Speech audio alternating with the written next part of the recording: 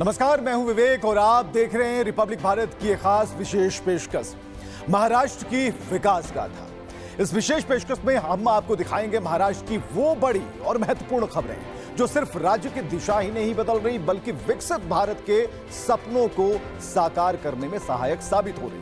तो चलिए शुरुआत करते हैं उन बड़ी खबरों से जो पिछले हफ्ते सुर्खियों में रही।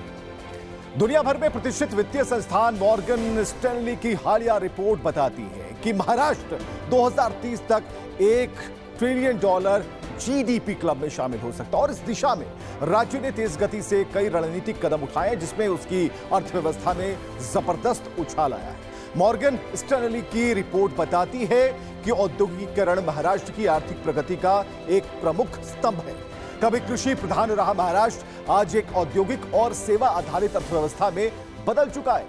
औद्योगिक विकास के साथ ही सेवा क्षेत्र महाराष्ट्र की अर्थव्यवस्था का सबसे बड़ा योगदानकर्ता बन चुका है। राज्य की जीडीपी में 64.3% हिस्सेदारी सिर्फ सेवा क्षेत्र की है। महाराष्ट्र एफडीआई के मामले में भी शीर्ष पर है और फाइनेंशियल ईयर 2025 की पहली तिमाही में राज्य को देश के कुल एफडीआई का 39.2% हिस्सा मिला। $1 ट्रिलियन की दिशा में बढ़ते महाराष्ट्र का विकास केवल आंकड़ों तक सीमित नहीं, यह विकास का एक ऐसा रोड मैप है जिसमें स्मार्ट इंफ्रास्ट्रक्चर है, ऊर्जा क्षेत्र में आत्मनिर्भरता है, शहरी और ग्रामीण संतुलन और डिजिटल युग की लीडरशिप शामिल है। आज $1 ट्रिलियन इकॉनॉमीकडे आपली वाटचाल चाललेली आहे आणि महाराष्ट्र एकमेव राज्य असं आहे ज्यांनी $500 ट्रिलियन मार्क पार केलेला आहे आणि $1 ट्रिलियन इकॉनॉमीकडे अतिशय वेगानं आपली वाटचाल चाललेली आहे। महाराष्ट्र सरकार ने राज्य में औद्योगिक विकास को गति देने और ईज ऑफ डूइंग बिजनेस को मजबूती प्रदान करने की दिशा में एक बड़ा कदम उठाया है।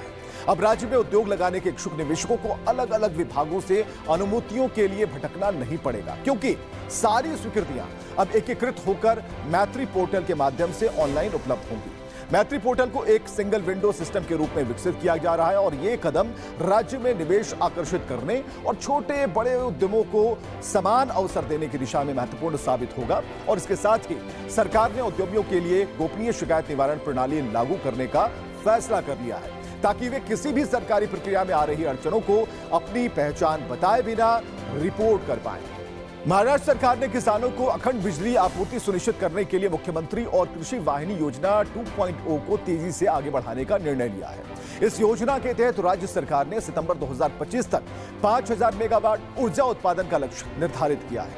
मुख्यमंत्री सौर कृषि वाहिनी योजना 2.0 के अंतर्गत राज्य के विभिन्न भागों में सौर ऊर्जा परियोजनाएं शुरू की जा रही हैं और इस परियोजनाओं के जरिए स्थानीय स्तर पर बिजली का उत्पादन होगा जिससे कृषि क्षेत्र को सस्ती और सतत बिजली आपूर्ति सुनिश्चित की जा सकेगी।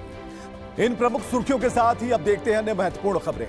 महाराष्ट्र के रत्नागिरी जिले के खेड़ शहर में नवनिर्माण स्वर्गीय बीनाताई ठाकरे सांस्कृतिक केंद्र का उद्घाटन महाराष्ट्र के उप मुख्यमंत्री एकनाथ शिंदे की उपस्थिति में संपन्न हो गया और मुंबई के प्रमुख नाट्यगृहों की तर्ज पर विकसित किया गया ये केंद्र आधुनिक सुविधाओं से युक्त एक भव्य नाट्यगृह के रूप में तैयार हो चुका है। उप मुख्यमंत्री अजित पवार ने पुणे और आसपास के क्षेत्रों में बढ़ती ट्रैफिक समस्याओं के समाधान के लिए एक महत्वपूर्ण पहल की है। उन्होंने केंद्रीय सड़क परिवहन एवं राजमार्ग मंत्री नितिन गडकरी को एक पत्र लिखा और राष्ट्रीय राजमार्ग क्रमांक 606548D का तात्कालिक चौड़ीकरण करने की मांग की। महाराष्ट्र में कौशल विकास और तकनीकी शिक्षा को नई दिशा देने के लिए राज्य सरकार ने बड़ा कदम उठाया है। महाराष्ट्र के स्किल एम्प्लॉयमेंट, एंटरप्रेन्योरशिप और इनोवेशन मंत्री मंगल प्रभात लोढ़ा ने जानकारी दी कि राज्य की 70 शासकीय औद्योगिक प्रशिक्षण संस्थाओं यानी कि आईटीआई में नई पीढ़ी के पाठ्यक्रम शुरू किए जाएंगे। खासतौर पर सौर ऊर्जा और इलेक्ट्रिक वाहनों के क्षेत्र में बढ़ती मांग को ध्यान में रखते हुए अब आईटीआई में सोलर टेक्नीशियन और ईवी मैकेनिक जैसे पाठ्यक्रमों की शुरुआत की जा रही है। आईटीआई में तकनीकी क्रांति लाने की कोशिश हो या फिर चेंबूर में विश्व स्तरीय औद्योगिक प्रशिक्षण संस्थान की मंजूरी, पुणे की सड़कें चौड़ी हो या खेड़ में सांस्कृतिक मंच को फिर से सजाना हो, महाराष्ट्र एक साथ औद्योगिक, सामाजिक, सांस्कृतिक और पर्यावरणीय सभी आयामों में प्रतिबद्धता सिद्ध कर रहा है और ये सभी प्रयास महाराष्ट्र को न केवल एक विकसित राज्य बना रहे हैं बल्कि प्रधानमंत्री नरेंद्र मोदी के विकसित भारत के संकल्प में महाराष्ट्र को टॉप कंट्रीब्यूटर के रूप में स्थापित भी कर रहे हैं।